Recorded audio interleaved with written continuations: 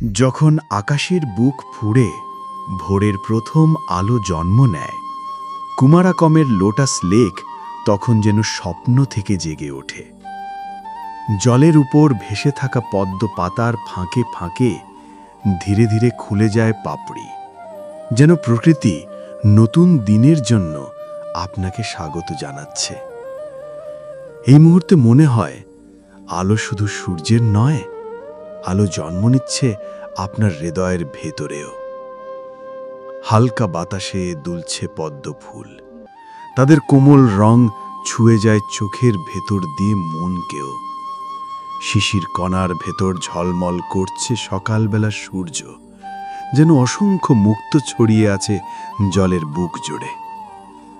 দূরে ভেসে আসছে পাখির ডাক, কোনো ভাষা নেই তাতে, তবুও বুঝতে একটুও কষ্ট হয় না। এ যেন প্রকৃতির লেখা গান, যার সুরে ভিজে যায় আত্মা।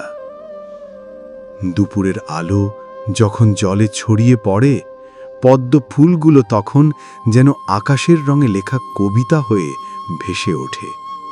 গোলাপি, বেগুনি, সাদা, হলুদ, যেন রঙের সমুদ্রে ভাসছে পৃথিবী। পদ্মের মাঝ দিয়ে ভেসে যায় জেলেদের ছোট্ট নৌকা, তাদের ছায়া পড়ে জলের উপর, যেন সময়ও এখানে আস্তে আস্তে হাঁটে। তুমি যত তাকাও ততই মনে হয় প্রকৃতি তোমাকে ভুলিয়ে দিতে চাইছে সব দুঃখ, ক্লান্তি। বিকেলের আলো ধীরে ধীরে নরম হয়ে আসে, সোনালি আভা মিশে যায় জলের নিস্তব্ধতায়। পদ্মপাতার ফাঁকে ফাঁকে খেলতে থাকে ঢেউ, যেন প্রকৃতি জলের বুক জুড়ে লিখে চলেছে অদৃশ্য কবিতা।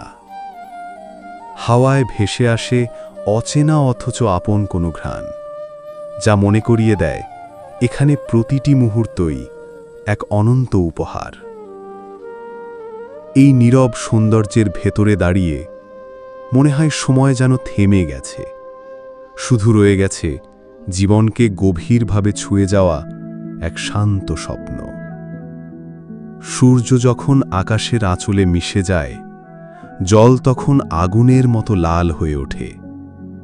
পদ্ম ফুল আস্তে আস্তে চোখ মুদে ফেলে, যেন দিনের গল্প শেষ করে দিচ্ছে। আকাশ আর লেকের রং এক হয়ে যায়, তুমি বুঝতেই পারো না আকাশ নেমে এসেছে জলে, না জলের সৌন্দর্য উঠেছে আকাশে। তারপর ধীরে ধীরে নেমে আসে রাত, তারা ভরা আকাশ লেকের জলে প্রতিফলিত হয়ে যায়। চাঁদের আলো পদ্মের পাপড়িতে পড়ে সৃষ্টি করে জাদু।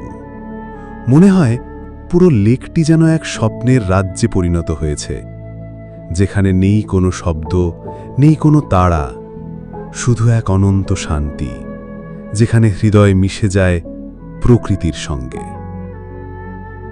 কুমারাকম লোটাস লেক শুধু একটি পর্যটন স্থান নয়, এটি হলো অনুভূতির আবাস, ভালোবাসার প্রতীক, প্রকৃতির সঙ্গে মানুষের আত্মিক সম্পর্কের এক জীবন্ত কবিতা। যদি একবার এই হ্রদের বুকের দিকে তাকাও, তুমি বুঝবে এটি শুধু চোখে দেখার জন্য নয়, এটি হৃদয়ে অনুভব করার জন্য জন্মেছে।